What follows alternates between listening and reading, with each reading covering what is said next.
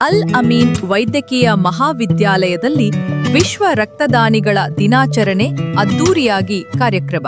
ವಿಜಯಪುರ ಇಲ್ಲಿನ ಪ್ರತಿಷ್ಠಿತ ಅಲ್ ಅಮೀನ್ ವೈದ್ಯಕೀಯ ಮಹಾವಿದ್ಯಾಲಯ ಮತ್ತು ಆಸ್ಪತ್ರೆಯಲ್ಲಿ ವಿಶ್ವ ರಕ್ತದಾನಿಗಳ ದಿನಾಚರಣೆಯನ್ನು ಅತ್ಯಂತ ಅದ್ದೂರಿಯಾಗಿ ಹಮ್ಮಿಕೊಳ್ಳಲಾಗಿತ್ತು. ಕಾರ್ಯಕ್ರಮವನ್ನು ಜಿಲ್ಲಾ ಆರೋಗ್ಯ ಮತ್ತು ಕುಟುಂಬ ಕಲ್ಯಾಣ ಇಲಾಖೆಯ ಅಧಿಕಾರಿಗಳಾದ ಡಾಕ್ಟರ್ ಸಂಪತ್ ಗುಣ್ಣಾರಿ ಅವರು ಶಶಿಗೆ ನೀರು ಹಾಕುವುದರ ಮೂಲಕ ಉದ್ಘಾಟಿಸಿದರು. ಗಣ್ಯರ ಉಪಸ್ಥಿತಿ ಮತ್ತು ಮಾರ್ಗದರ್ಶನ.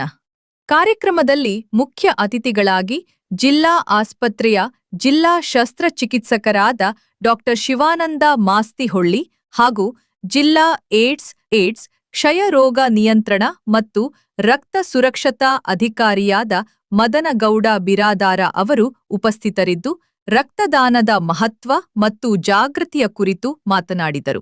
ಸಂಸ್ಥೆಯ ಮಾಜಿ ನಿರ್ದೇಶಕರು ಹಾಗೂ ಪ್ರಸ್ತುತ ಸಲಹೆಗಾರರಾದ ಡಾಕ್ಟರ್ ಪಾಟೀಲ ಮತ್ತು ಆಸ್ಪತ್ರೆಯ ಅಧೀಕ್ಷಕರಾದ ಡಾಕ್ಟರ್ ಜಿಲಾನಿ ಅವರು ರಕ್ತದಾನ ಮಾಡುವುದರಿಂದ ಆಗುವ ಆರೋಗ್ಯಕರ ಪ್ರಯೋಜನಗಳು ಹಾಗೂ ಸಮಾಜಕ್ಕೆ ಇದರ ಕೊಡುಗೆಯನ್ನು ಕುರಿತು ಸಭಿಕರನ್ನುದ್ದೇಶಿಸಿ ಪ್ರೇರಣಾದಾಯಕ ನುಡಿಗಳನ್ನಾಡಿದರು.